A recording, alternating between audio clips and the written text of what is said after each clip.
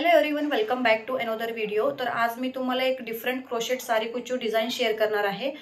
त्याच्या आधी फ्रेंड्स, मी एक ब्लॉगिंग चॅनल क्रिएट केली आहे, त्याला देखील तुम्ही असेच सपोर्ट करा। त्याचा लिंक डिस्क्रिप्शन मध्ये देते। अजूनपर्यंत कोणी सबस्क्राइब नसेल केलं तर सबस्क्राइब करा। तर चला व्हिडिओला स्टार्ट करूया। तर बघा, अशा पद्धतीने साडीच्या बॅक साइडला नॉट ठेवून इथे एक साडीला लॉक करून घ्यायचं। मग त्याच्यानंतर थ्रेडला वरती करून त्या थ्रेडमध्ये एक फ्लावर बीड इन्सर्ट करून बीड लॉक करून साडीवरती कुठे येते तिथे अशा प्रकारे नीडल ठेवून तिथे साडीवरती एक लॉक करून घ्यायचा आहे। तुम्ही इथे दुसरं कोणतंही बीड यूज करू शकता, ठीक आहे। आणि इथे लॉक करताना लूजच लॉक करून घ्या। जर तुम्ही टाईट लॉक करून घेतला तर तुमचं साडीवरती व्रिंकल्स येण्याचं चान्सेस असतं, ठीक आहे। इथे लॉक केल्यानंतर त्याच्या साईडला आणखी एक सिंगल क्रोशा करून घेते। मग त्याच्यानंतर 3 चेन घालून घ्यायचं। मग परत साडीवरती कुठे येते तिथे अशा प्रकारे नीडल ठेवून तिथे साडीवरती एक लॉक करून घ्यायचा आहे। मग त्याच्यानंतर परत 3 चेन घालून अशा पद्धतीने थ्रेड वरती करून त्या थ्रेडमध्ये एक स्मॉल बीड इन्सर्ट करून घ्यायचा आहे। मी इथे व्हाईट कलरचं बीड इन्सर्ट करून घेतली आहे, तुम्ही गोल्ड देखील बीड यूज करू शकता। तर बघा, इथे बीड इन्सर्ट केल्यानंतर बीड लॉक करून घेतली आहे। मग त्याच्यानंतर परत 3 चेन घालून अशा पद्धतीने साडीवरती हे चेनला यू शेपमध्ये ठेवून तिथे साडीला लॉक करून घ्यायचं आहे। मग त्याच्यानंतर परत 3 चेन घालून साडीवरती कुठे येते तिथे लॉक करून घ्यायचं।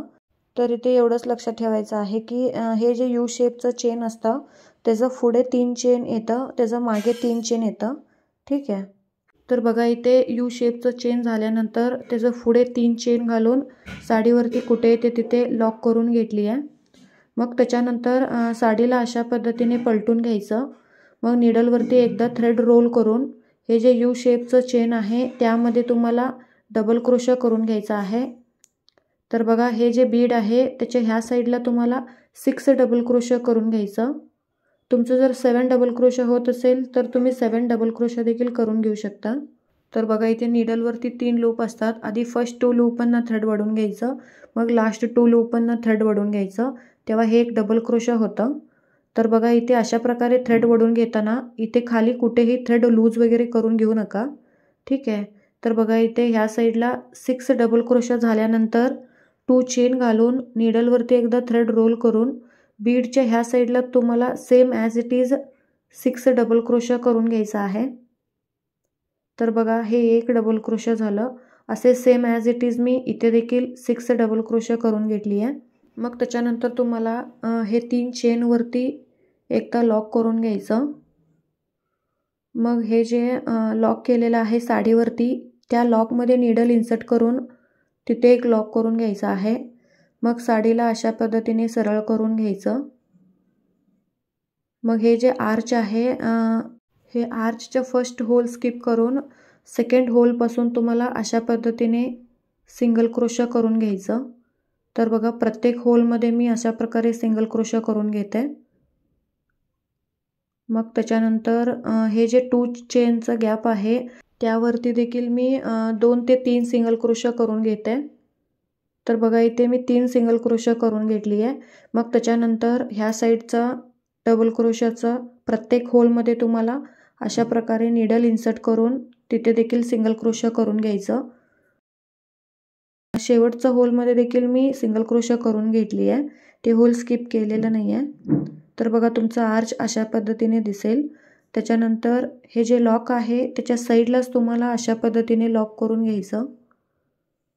मग त्याच्यानंतर बघा, हे आर्चच्या ह्या साईडला बीड येतं, म्हणून तुम्हाला ह्या साईडला देखील अशा पद्धतीने थ्रेड वरती करून त्या थ्रेडमध्ये फ्लावर बीड इन्सर्ट करून बीड लॉक करून घ्यायचं। मग साडीवरती कुठे येते तिथे अशा प्रकारे नीडल ठेवून तिथे साडीवरती एक लॉक करून घ्यायचा आहे।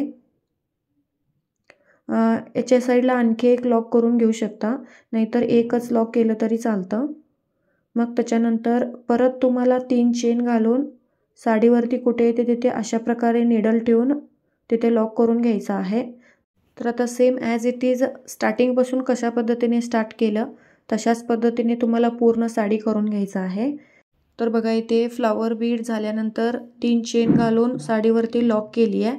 त्याच्यानंतर परत 3 चेन घालून एक बीड इन्सर्ट करून बीड लॉक करून परत 3 चेन घालून साडीवरती अशा पद्धतीने यू शेपमध्ये चेनला ठेवून साडीवरती लॉक करून घ्यायचं.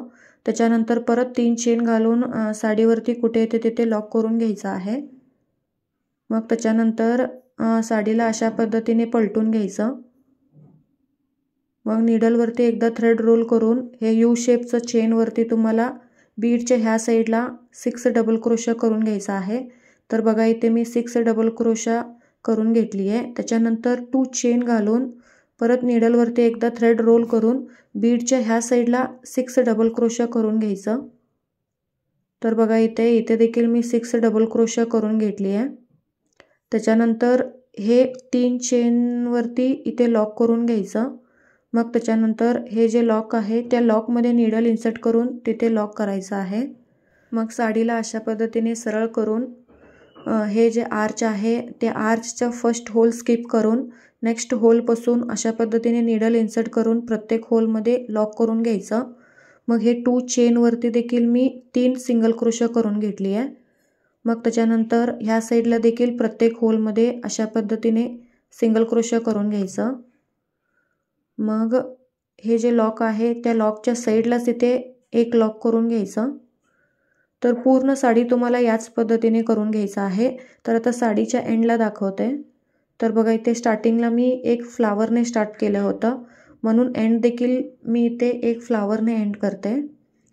तर बघा इथे आर्च झाल्यानंतर अशा पद्धतीने थ्रेड वरती करून त्या थ्रेडमध्ये एक फ्लावर बीड इन्सर्ट करून बीड लॉक करून साडीवरती कुठे येते तिथे लॉक करून घ्यायचं.